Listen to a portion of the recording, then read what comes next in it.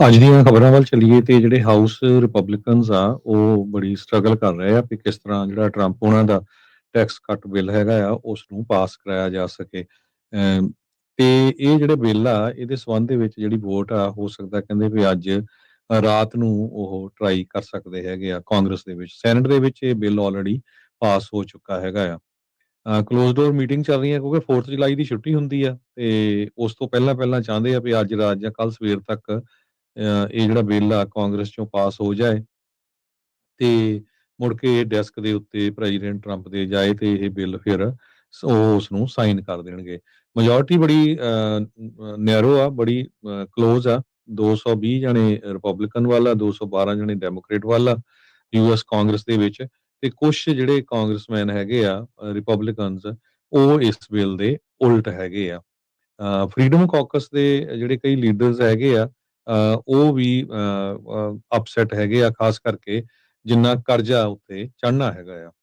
ਕਹਿੰਦੇ ਵੀ ਜੇ bill pass ਹੋ ਜਾਂਦਾ 3.4 ਟ੍ਰਿਲੀਅਨ ਡਾਲਰ ਅਮਰੀਕਾ ਦਾ ਜਿਹੜਾ ਕਰਜ਼ਾ ਆ ਉਹਦੇ ਵਿੱਚ ਐਡ ਹੋਰ ਹੋ ਜਾਊਗਾ ਤੇ ਟੋਟਲ 36.2 ਟ੍ਰਿਲੀਅਨ ਡਾਲਰ ਜਿਹੜਾ ਇਹ ਕਰਜ਼ਾ ਹੋ ਜਾਊਗਾ। ਜੀ, ਬਿਲਕੁਲ। ਸੋ ਕਾफ़ी ਕੁਛ ਅੱਜ ਜਿਹੜਾ ਹਰਜੋਤ ਸਿੰਘ ਜੀ ਇਹ ਵਾਪਰਿਆ ਹੈਗਾ ਆ ਤੇ ਉਹਨਾਂ ਸਾਰੀਆਂ ਚੀਜ਼ਾਂ ਦੇ ਉੱਤੇ ਜਿਹੜੀ ਚਰਚਾ ਉਹ ਚੱਲ ਰਹੀ ਆ। ਸੋ ਹਾਲ ਦੀ ਘੜੀ ਜਿਹੜੇ ਕਿ ਰਿਪਬਲਿਕਨ ਪਾਰਟੀ ਦੇ ਇੱਕ ਕਹਿ ਸਕਦੇ ਆ ਵੀ ਜਿਹੜਾ ਹੋਰ ਵੀ ਜ਼ਿਆਦਾ ਰਾਈਟ ਵਿੰਗ ਆ ਉਹ ਚਾਹੁੰਦਾ ਹੈ ਵੀ ਹੋਰ ਵੀ ਜ਼ਿਆਦਾ ਇਸ ਚੀਜ਼ ਦੇ ਵਿੱਚ ਸਖਤੀ ਹੋਵੇ।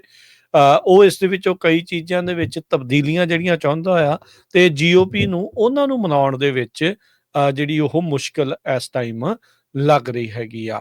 ਸੋ ਕਹਿੰਦੇ ਵੀ ਮੰਨਿਆ ਇਹ ਜਾ ਰਿਹਾ ਸੀਗਾ ਵੀ ਸ਼ਾਇਦ ਜਿਹੜੇ ਮੋਡਰੇਟ ਹੋਣਗੇ ਰਿਪਬਲਿਕਨਸ ਉਹ ਇਸ ਚੀਜ਼ ਦੀ ਵਿਰੋਧਤਾ ਕਰਨਗੇ ਵੀ ਮੈਡੀਕੇਡ ਦੇ ਕੱਟ, ਇੰਸ਼ੋਰੈਂਸ ਦਾ ਜਿਹੜਾ ਇਹ ਰੌਲਾ ਨਾਲ ਦੇ ਨਾਲ ਜਿਹੜਾ ਚੱਲ ਰਿਹਾ ਵੀ ਉਸ ਕਰਕੇ ਉਹ ਪਿੱਛੇ ਜਿਹੜੇ ਹੋਣਗੇ। ਪਰ ਕਹਿੰਦੇ ਵੀ ਉਹਨਾਂ ਦੇ ਦੁਆਰਾ ਨਹੀਂ ਬਲਕਿ ਜਿਹੜੇ ਰਾਈਟ ਵਿੰਗ ਵਾਲੇ ਆ ਉਹਨਾਂ ਦੇ ਦੁਆਰਾ ਇਸ ਟਾਈਮ ਉਹਨਾਂ ਨੂੰ ਮਨਾਉਣਾ ਔਖਾ ਆ। ਸਪੀਕਰ ਜੌਨਸਨ ਨੇ ਕਿਹਾ ਵੀ ਸਾਰਿਆਂ ਨੂੰ ਤਾਂ ਅਸੀਂ ਖੁਸ਼ ਨਹੀਂ ਕਰ ਸਕਦੇ ਪਰ ਹਰ ਇੱਕ ਨੂੰ ਜਿਹੜੀ ਪ੍ਰਾਇਓਰਿਟੀਜ਼ ਆ ਉਹ ਆਪਣੀਆਂ ਤਬਦੀਲ ਕਰਨੀਆਂ ਪੈਣਗੀਆਂ ਤੇ ਜੋ ਏਜੰਡਾ ਆ ਉਸ ਨੂੰ ਇਸ ਦੇ ਵਿੱਚ ਮੁੱਖ ਆਧਾਰ ਦੇ ਉੱਤੇ ਉਸ ਨੂੰ ਲੈ ਕੇ ਜਿਹੜਾ ਉਹ ਚੱਲਣਾ ਆ।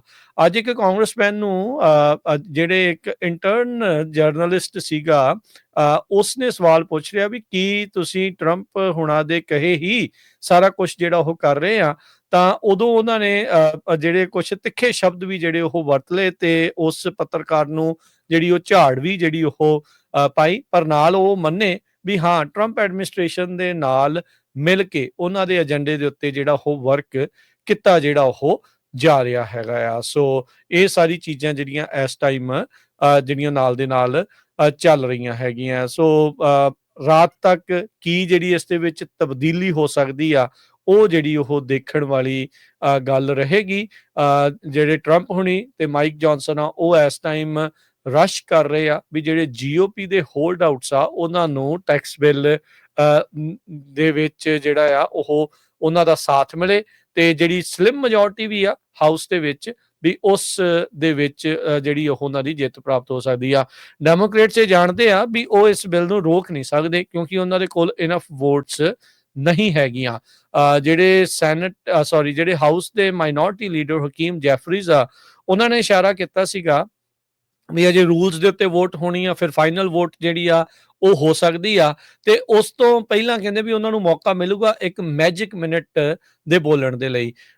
ਪਹਿਲਾਂ ਜੇ ਦੱਸਦੇ ਜਾਈਏ ਸਾਬਕਾ ਜਿਹੜੇ ਸਪੀਕਰ ਕੈਵਿਨ ਮੈਕਾਰਥੀ ਹੁਣਾਂ ਨੂੰ ਜਦ ਉਹ ਹਾਊਸ ਦੇ ਰਿਪਬਲਿਕਨਸ ਦੇ ਲੀਡਰ ਸੀ ਜਦ ਉਹਨਾਂ ਨੂੰ ਮੈਜਿਕ ਮਿੰਟ ਮਿਲਿਆ ਸੀ ਤਾਂ ਉਹ 8 ਘੰਟੇ ਦੇ ਲਈ ਲਗਾਤਾਰ ਜਿਹੜੇ ਉਹ ਬੋਲੇ ਸੀਗੇ। ਹਕੀਮ ਜੈਫਰੀਜ਼ ਕਹਿ ਰਹੇ ਆ ਵੀ ਇਸ ਬਿੱਲ ਦੇ ਉੱਤੇ ਵੋਟ ਨੂੰ ਡਿਲੇ ਕਰਨ ਦੇ ਲਈ ਉਹ 1 ਘੰਟੇ ਤੱਕ ਜਿਹੜਾ ਉਹ ਬੋਲ ਸਕਦੇ ਹੈਗੇ ਆ। ਸੋ ਦੇਖਣਾ ਹੋਊਗਾ ਵੀ ਆਉਂਦੇ ਸਮੇਂ ਦੇ ਵਿੱਚ ਇਹ ਜੋ ਇਸ ਟਾਈਮ ਵਾਸ਼ਿੰਗਟਨ ਡੀਸੀ ਦੇ ਵਿੱਚ ਖਿੱਚੋਤਾਣ ਚੱਲ ਰਹੀ ਹੈ ਕਿਹਦੀ ਗੱਲ ਮੰਨੀ ਜਾਵੇ ਕਿਹਦੀ ਰਹਿ ਗਈ ਜਾਵੇ ਕਿਹੜੀ ਡੀਲ ਕਿੱਦਾਂ ਜਿਹੜੀ ਉਹ ਇੱਕ ਦੂਜੇ ਨਾਲ ਬਣਾਉਂਦੇ ਆ ਉਹ ਇਸ ਟਾਈਮ ਵੇਖਣ ਵਾਲੀ ਗੱਲ ਰਹਿ ਗਈ ਆ। ਟਰੰਪ ਹੁਣੀ ਜਿੱਦਾਂ ਤੁਸੀਂ ਵੀ ਦੱਸਿਆ ਵੀ ਉਹ ਚਾਹੁੰਦੇ ਨੇ ਵੀ 4 ਜੁਲਾਈ ਨੂੰ ਉਹਨਾਂ ਨੂੰ ਇਹ ਬਿੱਲ ਸਾਈਨ ਕਰਨ ਨੂੰ ਮਿਲ ਜਾਵੇ ਤਾਂ ਕਹਿੰਦੇ ਵੀ ਉਹ ਕਾਫੀ ਜ਼ਿਆਦਾ ਖੁਸ਼ ਹੋਣਗੇ।